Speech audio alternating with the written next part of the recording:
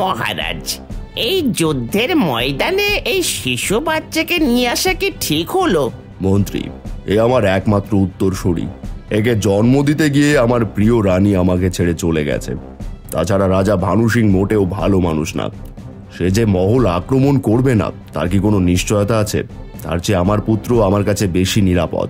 সত্যি মহারাজ, আপনি সবার চাইতে আলাদা, কিন্তু আজ আমাদের কপালে কি লেখা আছে তা বলা মুশকিল। রাজা ভানু সিং এর সৈন্য সংখ্যা অত্যাধিক, তার সাথে পেরে ওঠা আমাদের সহজ হবে না। না জানি এর জন্য আজ কত নিষ্পাপ প্রাণ যাবে। মন্ত্রী, রাজা ভানু সিং যদি ভালো মানুষ হতেন তাহলে আমি সবার কথা ভেবে নিজে আত্মসমর্পণ করতাম। কিন্তু একবার যদি রাজা ভানু সিং এই রাজ্য দখল করে নেয় তাহলে আমার রাজ্যের প্রজাদের দুঃখের সীমা থাকবে না। তাই আমাদের মাতৃভূমির জন্য, রাজ্যের প্রজাদের জন্য প্রয়োজন হয় আজ আমরা প্রাণ উৎসর্গ করব। হ্যাঁ মহারাজ, যে করেই হোক এই যুদ্ধে আমাদের জিততেই হবে। ওই তো রাজা ভানু সিং তার সৈন্য সামর্থ্য নিয়ে এদিকেই আসছে।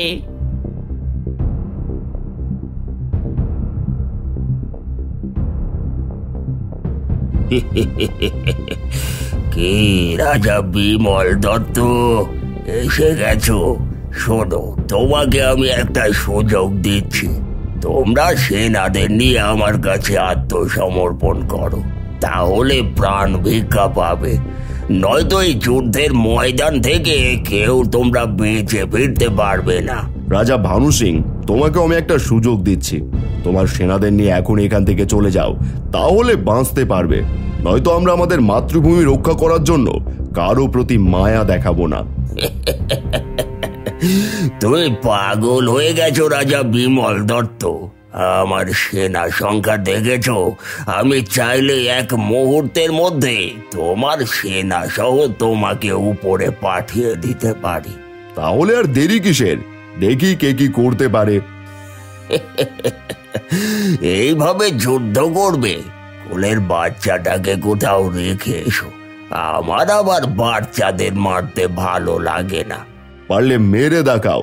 এই দেখছিস কি, এদের মধ্যে একজনে যেন জীবন নিয়ে ফিরে যেতে না পারে। হামলা!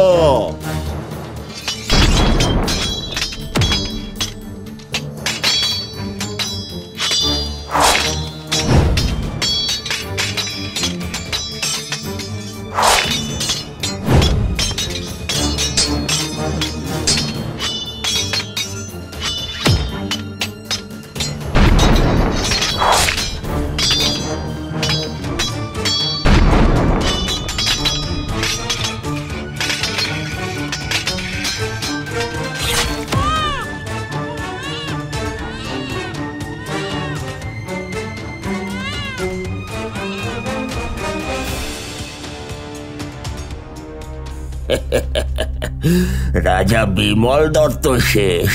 আজ থেকে এই রাজ্যের নতুন রাজা আমি। এবার আমি আমার মতো করে এই রাজ্য শাসন করব। মহারাজ, সবাই তো শেষ, এখন এই বাচ্চাটা বেঁচে আছে। আপনি হুকুম করলে বাচ্চাটাকে মেরে ফেলতে পারি মহারাজ। না না, এই বাচ্চাটাকে মারার কোনো দরকার নেই। এমনিতেই রাজা বিমল দত্তের সাথে তার একমাত্র পুত্রকে শিয়াল শকুন জ্যান্ত খেয়ে ফেলবে। চলো এবার। জয় হুকুম মহারাজ, জয় হুকুম। এই যুদ্ধে রাজা বিমল দত্তের সাথে সকল সেনা তাদের প্রাণ হারায়, শুধু বেঁচে থাকে এই অবুঝ শিশু। কিছুক্ষণ পর হঠাৎ একটা শিকারী পাখি এসে শিশুটাকে উঠিয়ে নিয়ে চলে যায়। এদিকে সমুদ্রের মাঝে একটি বাণিজ্যিক জাহাজে করে এক বণিক আর কিছু মাঝি মোল্লার আসছিল। হঠাৎ সেই বণিক দেখতে পায় পাখিটা ছোট্ট বাচ্চাকে নিয়ে উড়ে যাচ্ছে। এ কি, ওই পাখিটা তো একটা জ্যান্ত বাচ্চাকে তুলে নিয়ে যাচ্ছে। হ্যাঁ, তাই তো দেখছি। না জানি কার কোলের বাচ্চা তুলে নিয়ে যাচ্ছে। দ্রুত জাহাজ ঘোরানোর ব্যবস্থা করো, বাচ্চাটাকে বাঁচাতে হবে। কিন্তু মালিক, ওই পাখিটা বাচ্চাটাকে কোথায় নিয়ে যাবে কে জানে। কোথায় আর যাবে? নিশ্চয়ই আশেপাশে কোনো পাহাড়ে নিয়ে যাবে। তাড়াতাড়ি জাহাজ ঘোরাও। হ্যাঁ হ্যাঁ, এখনই জাহাজ ঘুরাতে বলছি। এই জাহাজ ঘুরিয়ে পাখির দিকে নিয়ে চলো।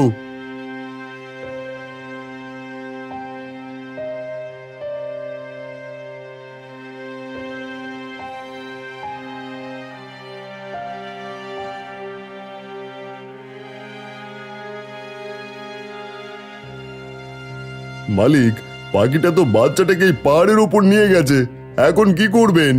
কি করব মানে, যে করেই হোক বাচ্চাটাকে তো বাঁচাতে হবে। তোমরা এখানেই থাকো, আমি দেখছি কি করা যায়।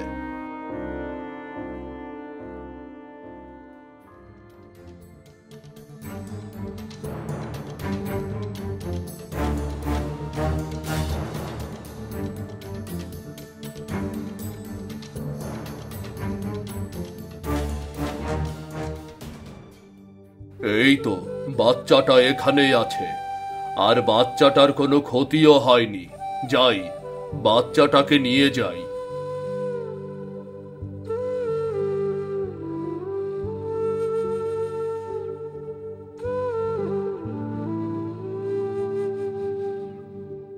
মালিক, এখন এই বাচ্চাটাকে কি করবেন?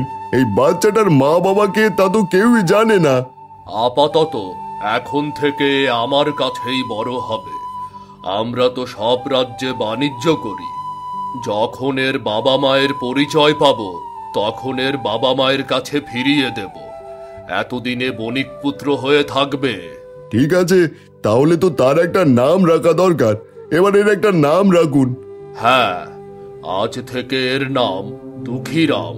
মালিক, একটা কথা বলি, কিছু মনে করবেন না। এত নাম থাকতে আপনি এর নাম দুঃখীরাম রাখলেন কেন? কারণ পিতা মাতা ছাড়া কোনো সন্তান অন্যের কাছে পূর্ণ ভালোবাসা পায় না। তার জন্যই এর নাম আজ থেকে দুঃখীরাম। এবার বুঝতে পেরেছি।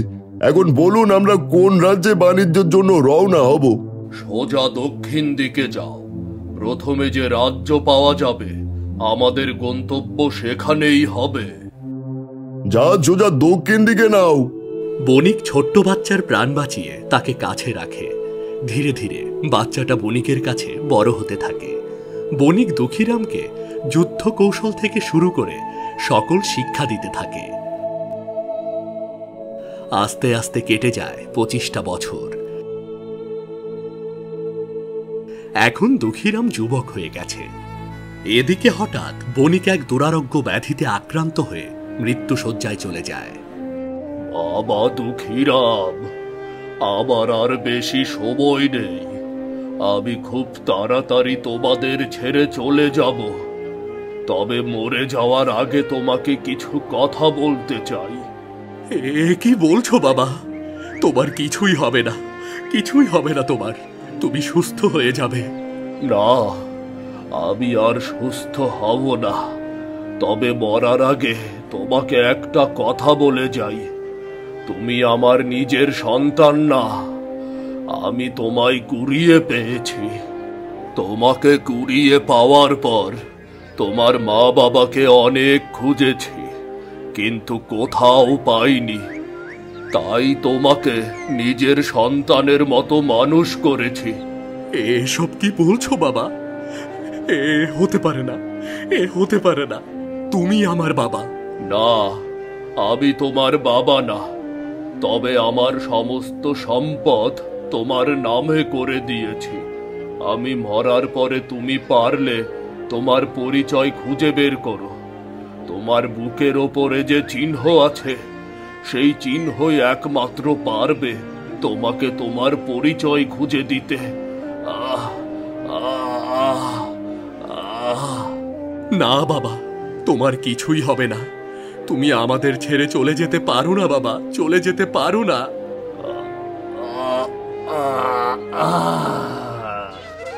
না, এ হতে পারে না। তুমি আমাকে ছেড়ে চলে যেতে পারো না। না না। বণিক মারা যাওয়ার পর দুঃখীরাম একা হয়ে পড়ে। সে জাহাজের ওপরে বসে শুধু তার পালিত বাবার কথাই ভাবতে থাকে। এর কিছুদিন পর দুঃখীরাম তাদের বাণিজ্যিক জাহাজ নিয়ে তাদের নিজেদের রাজ্যে পৌঁছায়। দাদু, তোমরা কি এই রাজ্যে কখনো এসেছো? না রে দাদু ভাই, আমরা কখনো এই রাজ্যে আসিনি। তাহলে তো এখানে ভালো বাণিজ্য হওয়ার কথা। কে জানে কেমন হবে। তবে যে রাজ্যের প্রজারা সুখে শান্তিতে থাকে, সেই রাজ্যে ভালো বাণিজ্য হয়। আর যে রাজ্যের প্রজারা কষ্টে থাকে, সে রাজ্যে বাণিজ্য ব্যবসা তেমন একটা হয় না। তা আমাদের প্রথমে দেখতে হবে এই রাজ্যের কি অবস্থা। বেশ, তাহলে চলো। প্রথমে আমরা পুরো রাজ্য ঘুরে দেখি। ঠিক আছে, চল।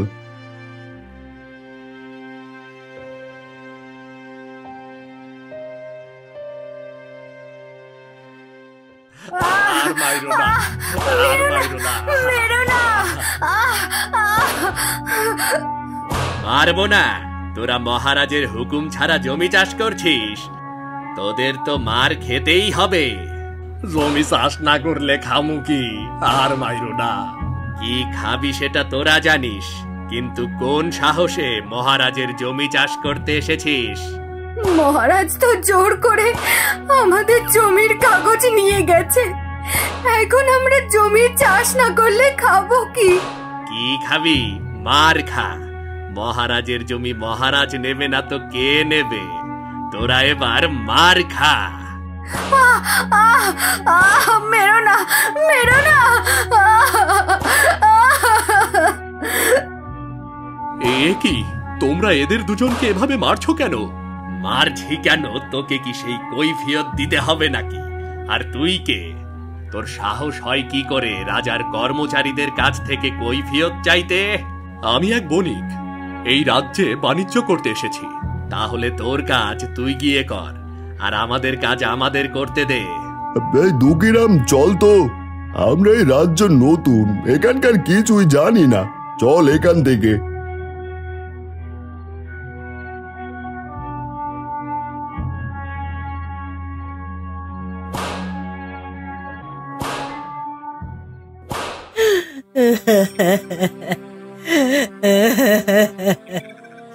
আমাদের সব নিয়ে গেল গো।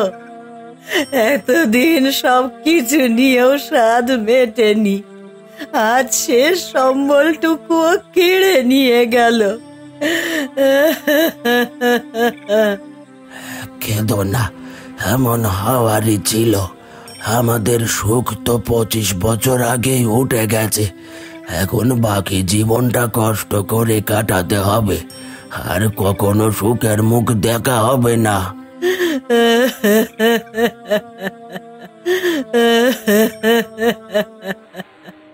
আপনাদের কি হয়েছে? এভাবে কাঁদছেন কেন? কাঁদবো না, এই জালিম রাজা আমাদের শেষ সম্বল জমিটুকুও নিয়ে গেল। এসব কি হচ্ছে? এই রাজ্যে কাউকে জমি চাষ করতে দেওয়া হচ্ছে না, আবার কারো কাছ থেকে জমির কাগজ কেড়ে নিয়ে যাচ্ছে। আমি তো কিছুই বুঝতে পারছি না। কি আর হবে, এই রাজ্যের জালিম রাজা আমাদের রক্ত চুষে চুষে খাচ্ছে। রাজা এত অন্যায় করছে আর আপনারা কিছুই বলছেন না? আপনারা চাইলে তো এর প্রতিবাদ করতে পারেন। কার এমন সাহস আছে যে ওই নির্দয় রাজার বিরুদ্ধে দাঁড়াবে? যে ওই রাজার বিরোধিতা করবে তাকেই মরতে হবে। তাহলে কি সারা জীবন আপনারা এমন অন্যায় সহ্য করে যাবেন? এছাড়া আর কি বা করার আছে? আমাদের শোক তো 25 বছর আগেই উঠে গেছে, সেই থেকে কষ্টই করে যাচ্ছি। কিন্তু তুমি কে, আর আমাদের কাছ থেকে সব শুনছই বা কেন? আমি দুঃখীরাম, আমরা বাণিজ্য করার জন্য এই রাজ্যে এসেছি, কিন্তু এই রাজ্যের প্রজাদের দুঃখ দেখে আর নিজেকে সামলে রাখতে পারছি না। চলে যাও, চলে যাও, এই রাজ্য ছেড়ে চলে যাও, নয়তো নিষ্ঠুর রাজা তোমাকেও ছাড়বে না। না, আমি যাব না।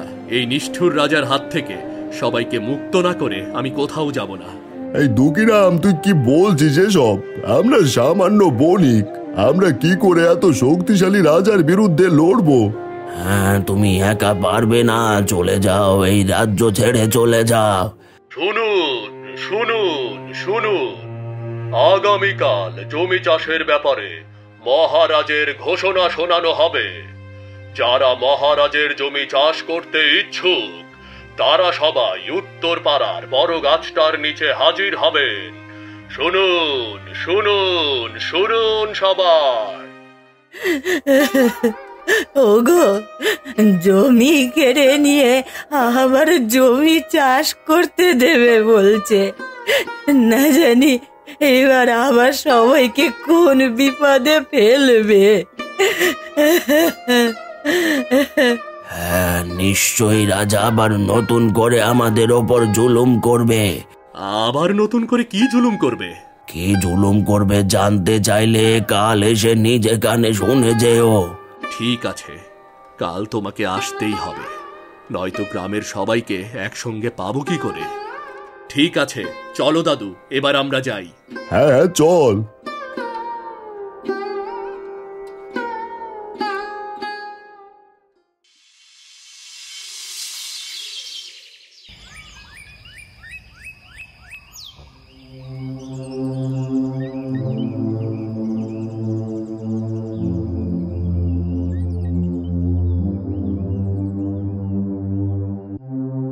শোনো সবাই, মহারাজ ঘোষণা করেছেন এখন থেকে এই রাজ্যে সব জমি মহারাজের। আর এই জমি যদি কেউ চাষ করতে চায় তাহলে 3 ভাগের 2 ভাগ মহারাজের গোলায় পৌঁছে দিতে হবে, নয়তো কেউ জমিতে পা রাখতে পারবে না। 3 ভাগের 2 ভাগ দিলে আমরা খাবো কি? জমি চাষবাস করার সার বীজ কোথায় পাবো? এটা মহারাজের হুকুম, আর যদি কেউ মহারাজের হুকুম অমান্য করে তাহলে তাকে কঠিন শাস্তি পেতে হবে।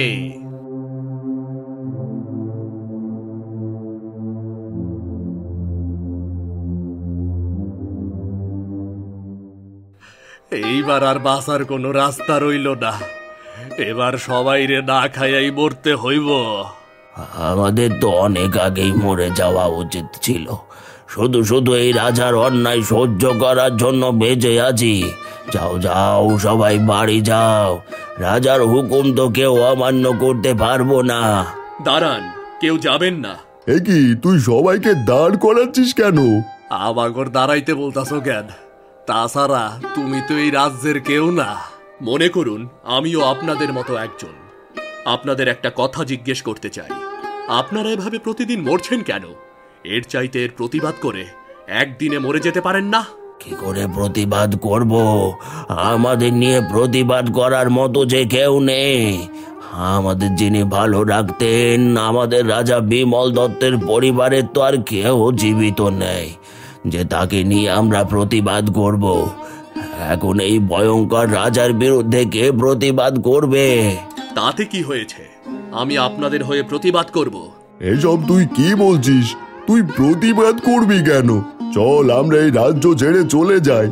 এখানে প্রতিবাদ করার আগে তোকে তোর পরিচয় খুঁজে বের করতে হবে।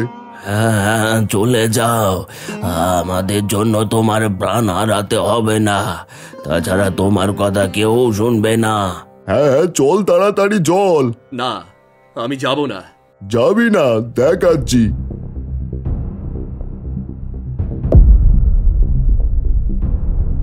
কি রাজচিহ্ন?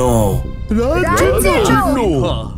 এই দেখো সবাই, আমাদের ছোট রাজা এখনো বেঁচে আছে। আমরা তো জানতাম সেই যুদ্ধে সবাই মারা গেছে, কিন্তু এইবার আমরা আমাগো রাজারে খুঁজে পাইছি। কোন মহারাজ, আপনার লাইগা কি করতে পারি? আমরা আপনার কথায় প্রাণও দিতে প্রস্তুত মহারাজ। আমি তো আপনাদের কথা কিছুই বুঝতে পারছি না, আপনারা এইসব কি বলছেন? বুঝতে পারছো না? এ আমাদের মহারাজের একমাত্র পুত্র অজয়, আমাদের ছোট রাজা। কিন্তু আপনারা কি করে বুঝলেন? কারণ ছোট রাজার বুকের ওপর যে চিহ্ন রয়েছে, সে চিহ্ন আমাদের মহারাজের রাজ পরিবারের চিহ্ন। ছোট রাজাকে জন্ম দিতে গিয়ে রানীমা তার নিজের জীবন বিসর্জন দিয়েছিলেন। তখন রাজ্যের সবাই ছোট রাজার বুকেই রাজ চিহ্ন দেখেছিলেন। মহারাজ, ওই নিষ্ঠুর রাজা ভানু সিং আপনার বাবার প্রাণ কেড়ে নিয়েছেন। হ্যাঁ, আমরা ভেবেছিলাম মহারাজের বংশে আর কেউ বেঁচে নেই, হয়তো সবাই মারা গেছে, কিন্তু এবার আমরা আমাদের রাজাকে খুঁজে পেয়েছি। বলুন মহারাজ, আমাদের কি করতে হবে?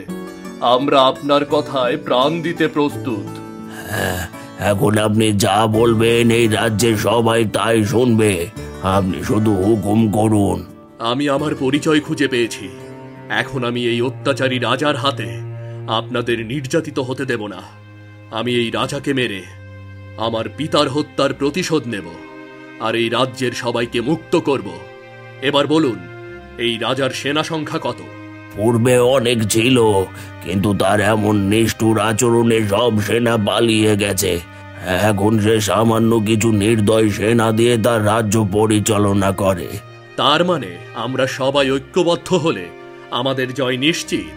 হ্যাঁ, কিন্তু আমাগোর কাছে তো কোনো অস্ত্র নাই, কি দিয়ে আমরা রাজার বিরুদ্ধে যুদ্ধ করুম? এ নিয়ে আপনারা চিন্তা করবেন না, আমাদের জাহাজ ভর্তি অস্ত্র আছে। রাতের মধ্যে সবাই অস্ত্র পেয়ে যাবেন, আর সকাল হলেই মহলে হামলা করা হবে। কেমন? হ্যাঁ, এবার আমরা আর পিছু পা হব না। আমরা আমাদের মহারাজকে বাঁচাতে পারিনি, কিন্তু এবার আমাদের জীবন দিয়ে হলেও আপনাকে জয়ী করব। রাজ্যের সবাই তাদের হারানো রাজকুমারকে পেয়ে অনেক খুশি হয়, সাথে অত্যাচারী রাজার বিরুদ্ধে লড়াই করার সাহস পায়। পরের দিন সকাল হলে রাজ্যের সবাই মিলে রাজমহলে আক্রমণ করে। রাজ্যের সাধারণ প্রজাদের এমন ক্ষিপ্ত আচরণ দেখে সেখানকার সেনারা দ্রুত পালিয়ে যায়। এরপর মুখোমুখি হয় রাজা ভানু সিং ও অজয়। তোদের এত বড় সাহস, তোরা এই মহলে আক্রমণ করেছিস? হ্যাঁ, আমাগোর সাহস আমরা ফিরে পাইছি, কারণ আমাগোর রাজা আমাগোর মাঝে ফিরে আইছে। এই যে দেখতাছ, তোমার সামনে দাঁড়ায় আছে, সে আমাগোর মহারাজ বিমল দত্তের একমাত্র উত্তরাধিকারী। তার মানে তুই এখনো মরিস নি? ভেবেছিলাম শিয়াল শকুন তোকে খেয়ে ফেলবে, তা সেই দিন তোকে মারিনি। তবে সেদিন যখন মরিসনি, তবে এবার আমার হাতেই মর। হ্যাঁ, পারলে মারো, আর নয়তো তোমাকে মেরে আমার পিতার হত্যার আর এই রাজ্যের প্রজাদের ওপর হওয়া অন্যায়ের প্রতিশোধ নেব।